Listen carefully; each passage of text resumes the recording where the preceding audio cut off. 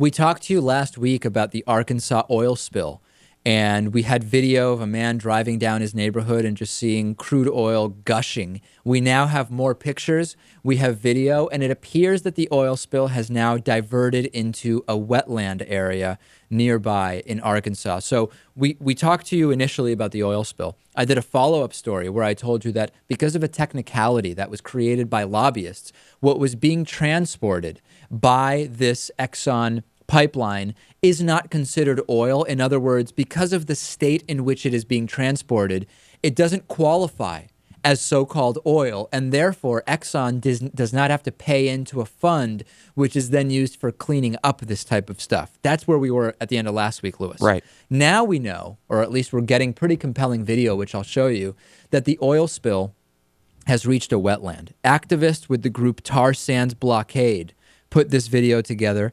It appears that the oil has been diverted from the residential neighborhood into a wetland area. It's not clear whether this was intentional. As usual, ExxonMobil is not giving us any information about what is actually going on. Let's take a look at a little bit of the video here and give you a sense for what's going on there.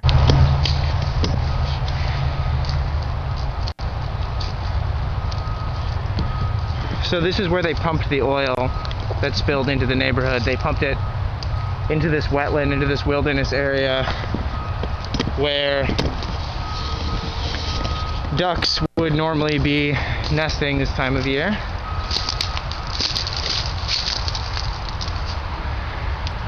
I don't know what they plan to do with it now they pumped it here.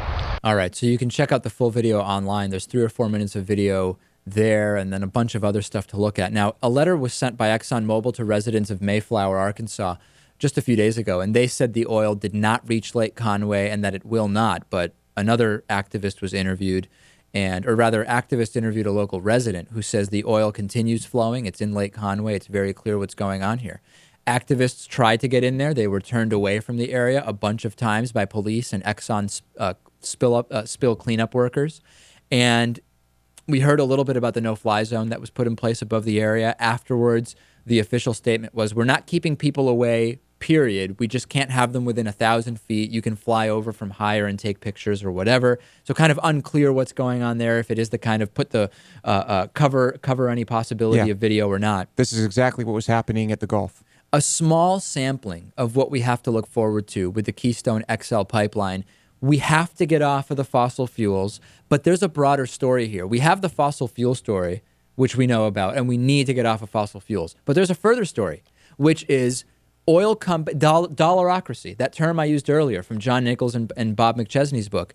You can basically, with enough lobbying dollars and contributions, you can essentially buy the rights to do stuff that it's unclear why you're really able to do it. Private companies are basically deciding who gets to go where on property that they don't even own.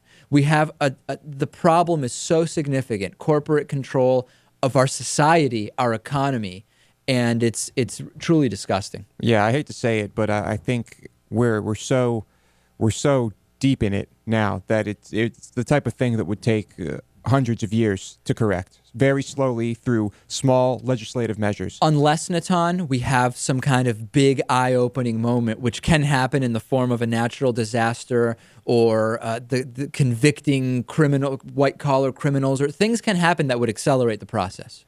Yeah, I do think that we're going to see in the next 10 to 15 years a certain technological breakthrough where this is all going to seem, in other words, whether it be solar power, wind, or otherwise, where it's suddenly going to become a lot cheaper and more efficient to create alternative energy sources in a significant way. Yeah. And at that point, it'll probably just be the sort of politically easy thing to do in contrast to what it is now. But I was going to say one more thing, which is I would probably be willing to give in to constructing the Keystone Pipeline if it came with a serious budget proposal to invest in alternative energy. So we get the energy independence and the jobs in the short term, and we get the climate change issue resolved in the medium and long term. Yeah, we're so far in, Lewis, that if we could structure a deal that really ensured energy independence and a move to alternative energy in the medium term, I would be willing to sacrifice on that because we're already doing so much damage. If we could do this one final thing but get a ton of other stuff that is actually good, I'd be willing to entertain that. Well, you have to involve the companies that that control us and would profit from it, right? Yeah. If Exxon knew that through alternative energies they could completely dominate the U.S. alternative energy market, Right. oh, they'd be all about it. No question about it.